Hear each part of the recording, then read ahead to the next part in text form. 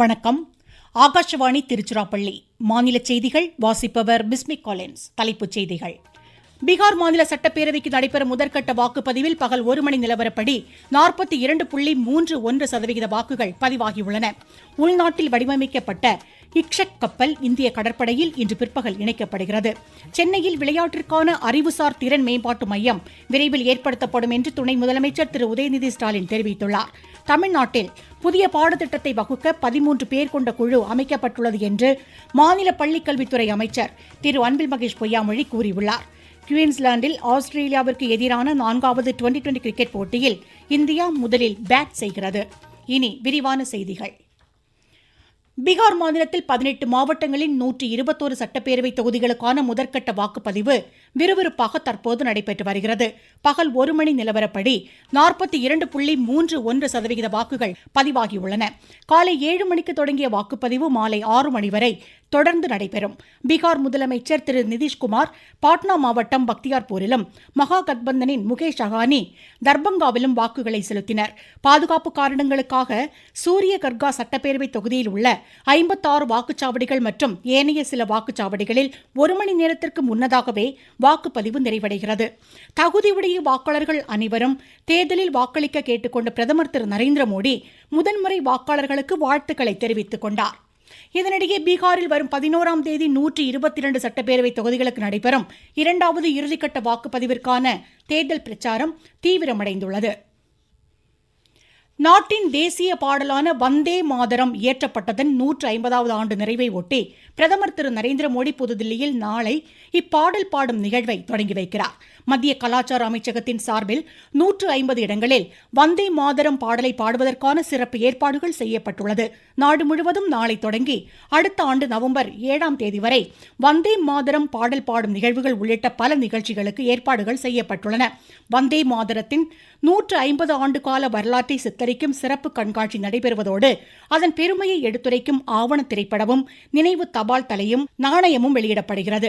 வந்தே மாதரம் பாடல் மூலம் சுதந்திர போராட்டம் உத்வேகம் பெற்றதோடு தேச ஒருங்கிணைப்பிற்கு வழிகோலி நம் நாட்டின் கௌரவமாக கடந்த 150 ஆண்டுகளாக வந்தே மாதரம் பாடல் திகழ்வது குறிப்பிடத்தக்கது.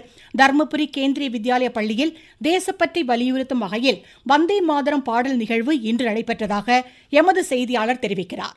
வந்தே மாதரம் பாடலின் 150வது ஆண்டு உற்சவத்தை முன்னிட்டு இன்று தருமபுரி கேந்திரிய வித்யாலயா பள்ளியில் பள்ளி மாணவ மாணவிகள் ஆசிரியர்கள் ஒன்றிணைந்து வந்தே மாதரம் பாடலை பாடி மகிழ்ந்தனர். மேலும் இந்த நிகழ்ச்சி நாட்டுப்பற்றை வளர்க்கக்கூடிய வகையில் அமைந்திருந்தது குறிப்பிடத்தக்கது. தருமபுரியில் இருந்து மா தண்டபாணி. மத்திய வெளியுறவுத்துறை இணையமைச்சர் திரு பபித்ரா மார்கரேட்டா தமது ஈக்வடார் நாட்டு பயணத்தின் ஒரு பகுதியாக அந்நாட்டு வெளியுறவு அமைச்சர் கேப்ரியலா சோமர்ஃபெல்ட்டை சந்தித்து இருதரப்பு பேச்சுவார்த்தைகளை மேற்கொண்டார். வர்த்தகம், மருந்தியல், பயிற்சி, திறன் மேம்பாடு உள்ளிட்ட பல்வேறு வாய்ப்புகள் உள்ள துறைகளில் ஒத்துழைப்பு குறித்து இருவரும் விவாதித்தனர்.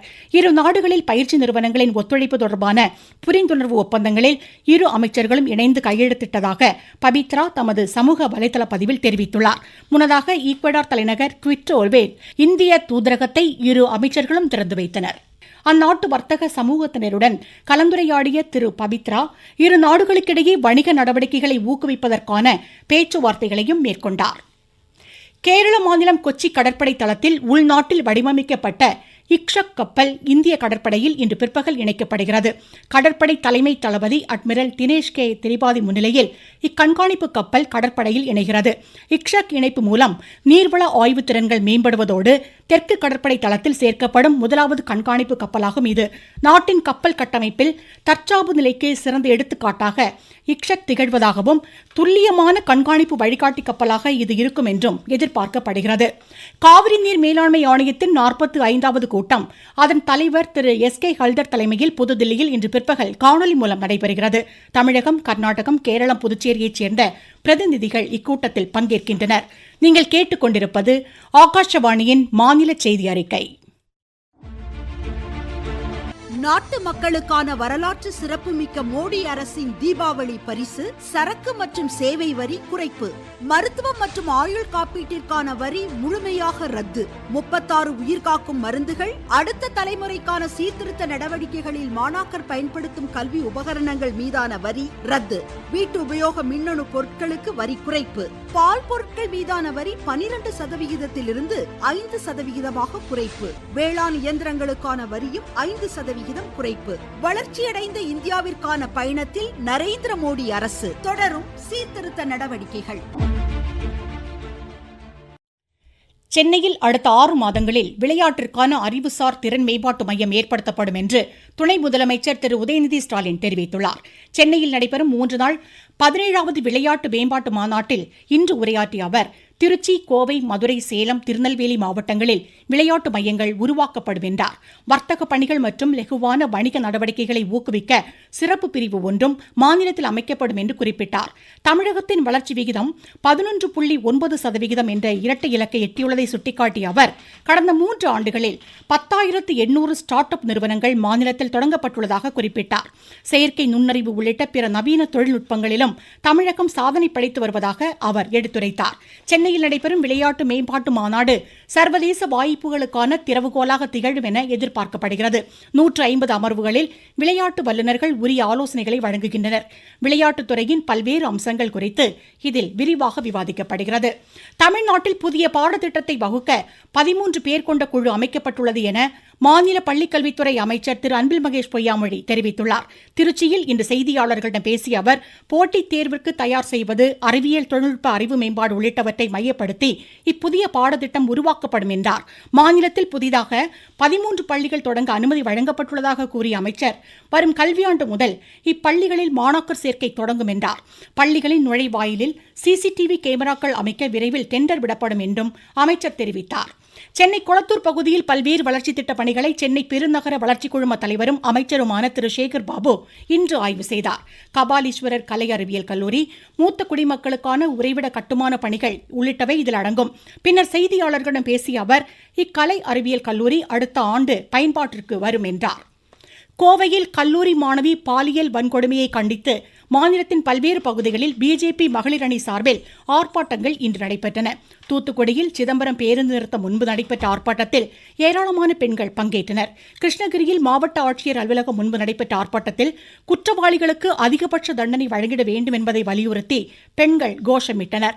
நாமக்கல், மயிலாடுதுறை, வேலூர், விருதுநகர், கன்னியாகுமரி, ராணிப்பேட்டை மாவட்டங்களிலும் பிஜேபி மகளிர் அணியினர் ஆர்ப்பாட்டத்தில் ஈடுபட்டனர்.